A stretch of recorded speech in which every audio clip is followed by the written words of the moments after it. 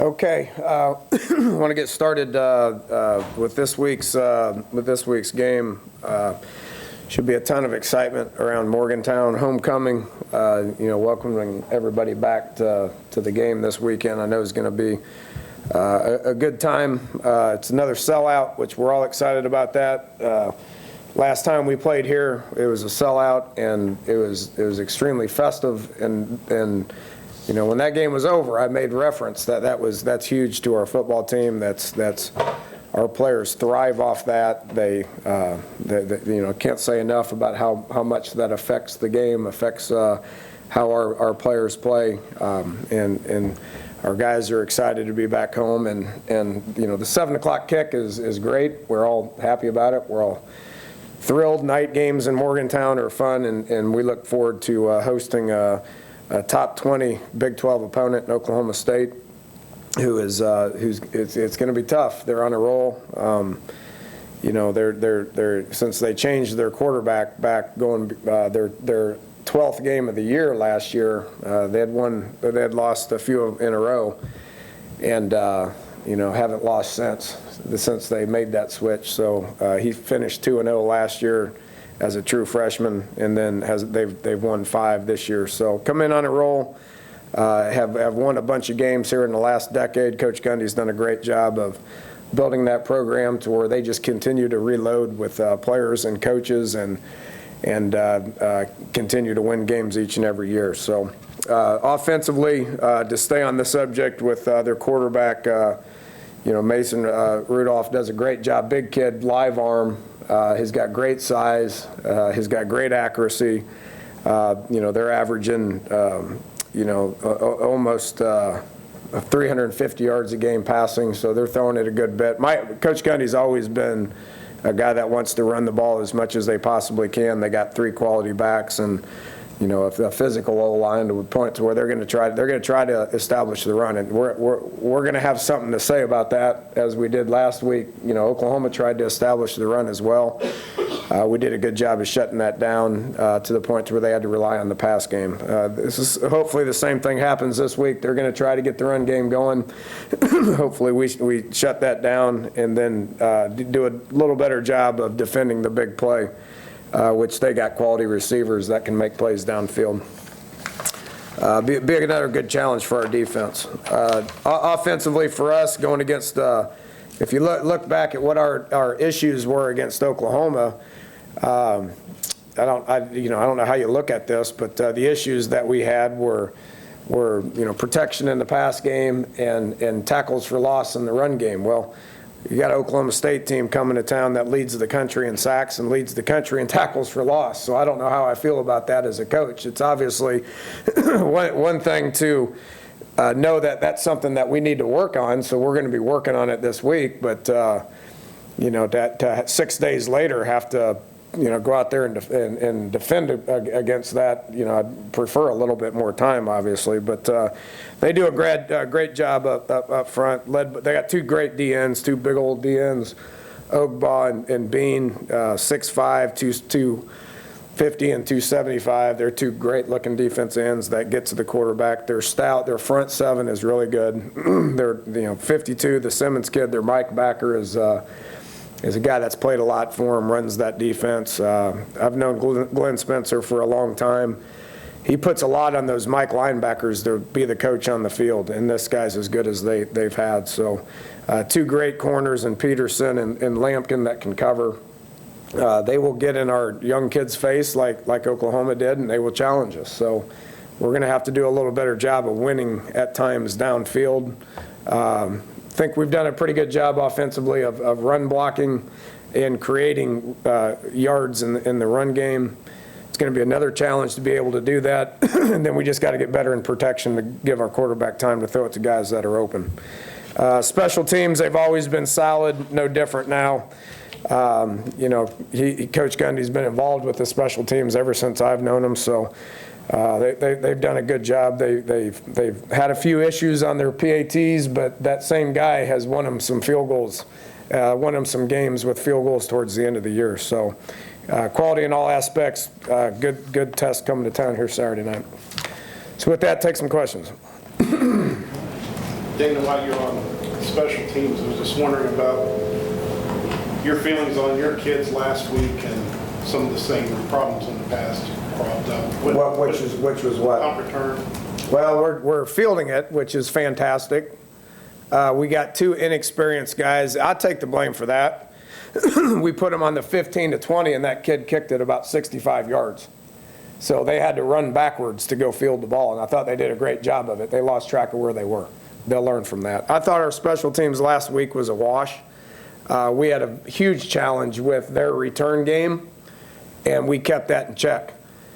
So I consider that a wash. You know, as an offensive guy, I would prefer a little better field position. There's no question. But, you know, and I said it after the game, I'm not going to use that as an excuse as an offensive guy and a play caller. I don't care where we get the ball. We need to move the ball. And to me, you know, we need to do a better job with that. That was one thing that happened that we can get corrected pretty easily.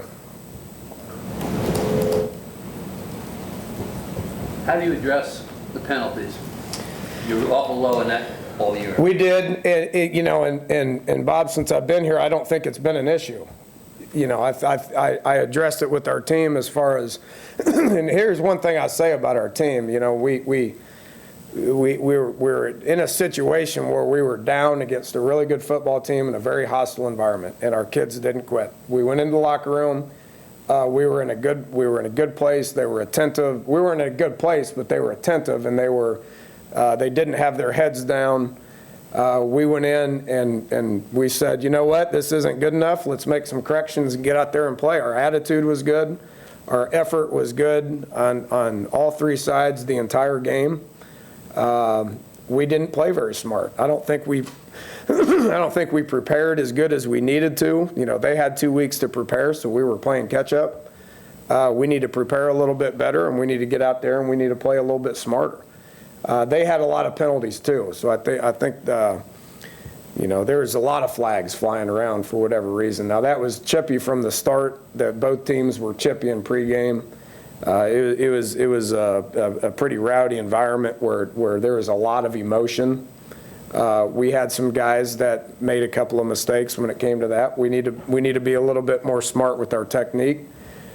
We need to be a little bit smart with reacting to specific situations, putting our hands in the right place, and turning and going to the sideline when we're supposed to. So it's been addressed, and we will work on the technique aspect of it today in practice. We've already worked on the preparation aspect of it, and then when we get out there and play, we need to play smarter. Dana, I know yesterday I was listening when you said that this is a run-first team on the conference call. And I was wondering, when did you realize that would be the identity of this year's offensive group? And has it been more of a product of the way games have gone, or has it been more, you know, conscious? Oh, you know, the way I call plays is when I call them and they work, we're going to keep calling them. When they don't work, we're going to call something else. So we've done a better job in the run game. That's no secret. The run-pass ratio is not any different now than it's been the last 3 years. I mean, we've always tried to establish the run. I think it looks a little better than it's looked, which means we're going to keep doing that. We're going to throw the ball. I mean, you know, anybody that took what I said and you know, maybe printed something probably ought to look at exactly what we're doing. We're still going to throw the ball. I mean, that's obviously my background and what we do.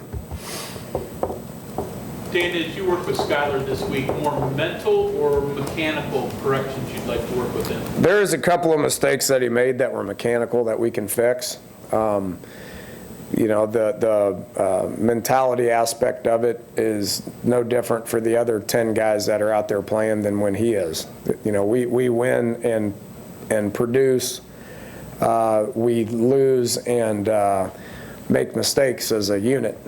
So, you know, he's not the one that needs to take the blame for a lot of the stuff that happened out there. There's some mistakes that he made that needs to get corrected. There's mistakes that our O-line made that needs to get corrected. There's mistakes that our receivers made that need to get corrected.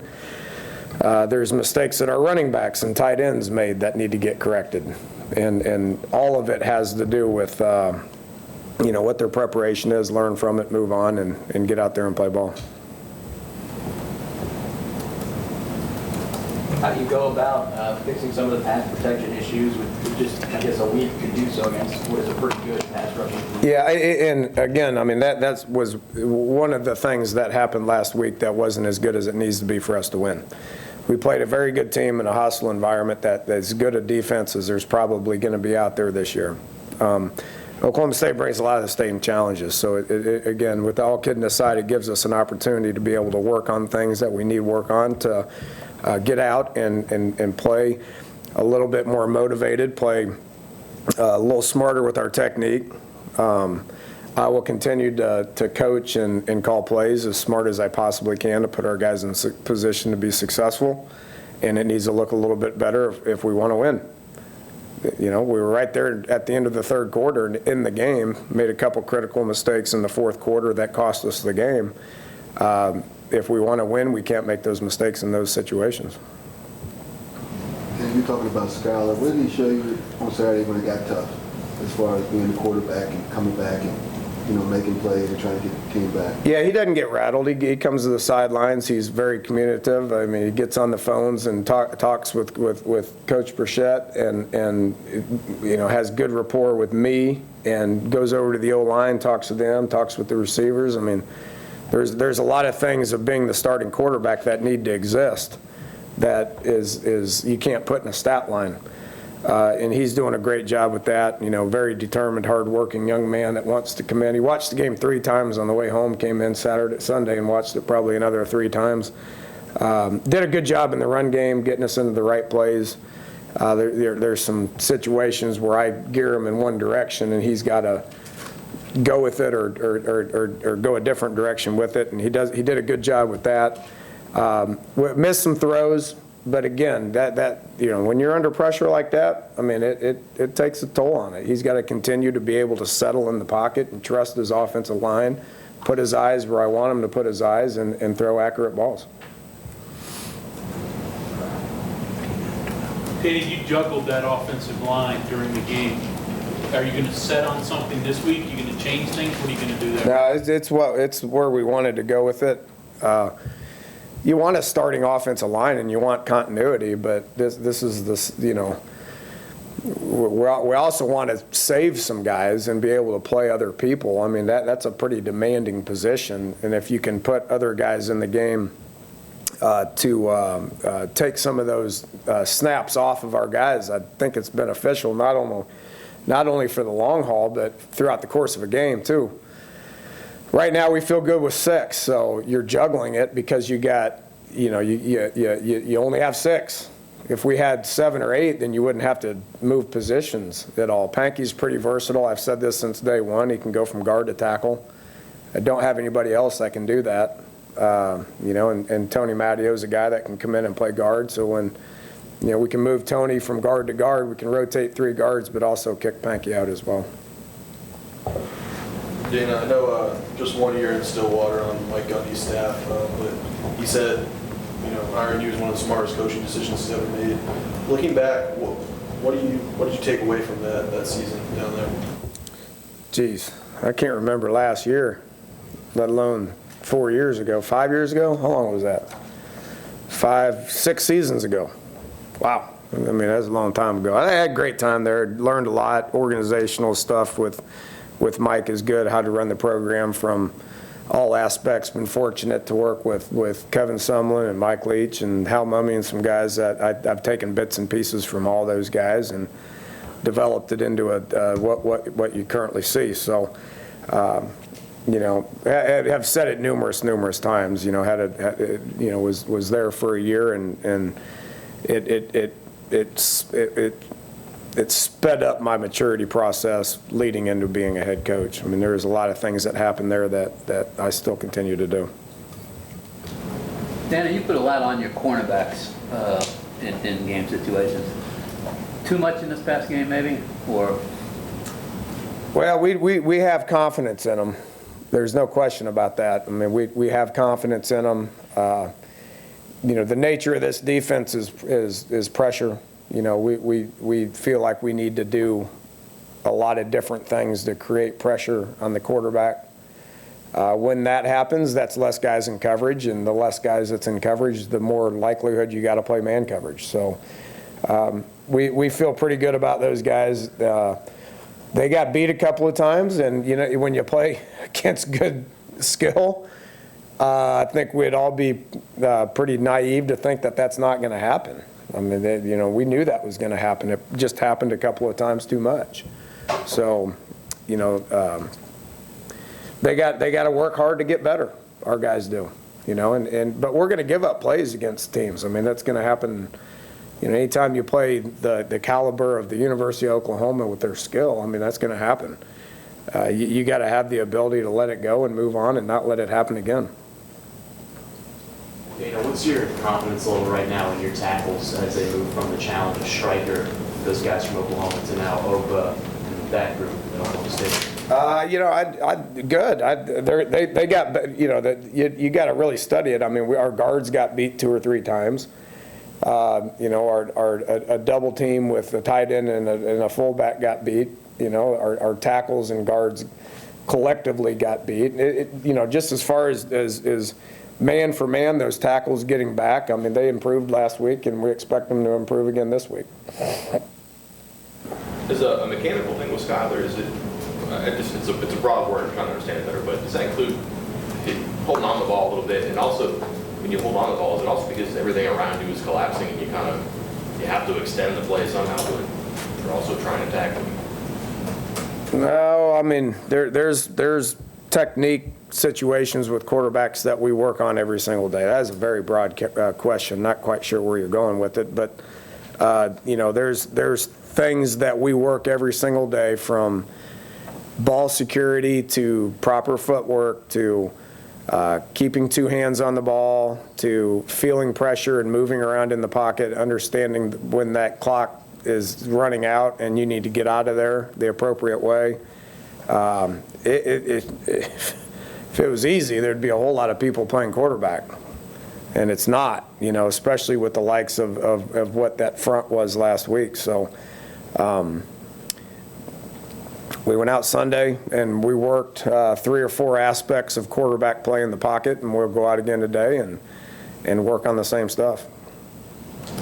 Being a quarter of the way through the season, seems health-wise, you guys pretty good shape? I feel like we're in great shape. I think a lot of that has to do with what Mike Joseph and his guys are doing downstairs, what they've done for the last couple of years, and what we focus on throughout the course of the week. He's incredibly instrumental with what we're doing. Those guys come in every day and they go downstairs, and they may not have a 1-hour lifting session, but they may have a 20-minute recovery session with them. So he's doing a great job. Dave Kern's doing a great job. Our team is relatively healthy after 33% of the games, and we hope to keep it that way. And with all the things that went bad in the game this week, one of the things that didn't again was Carl Joseph.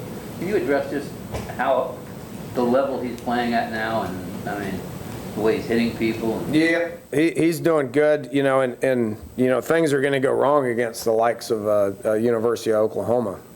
And in the Big 12, we play good people. That good things are going to happen, bad things are going to happen. Again, I can't emphasize enough how happy I am with our team to come out and play the third quarter the way that they played.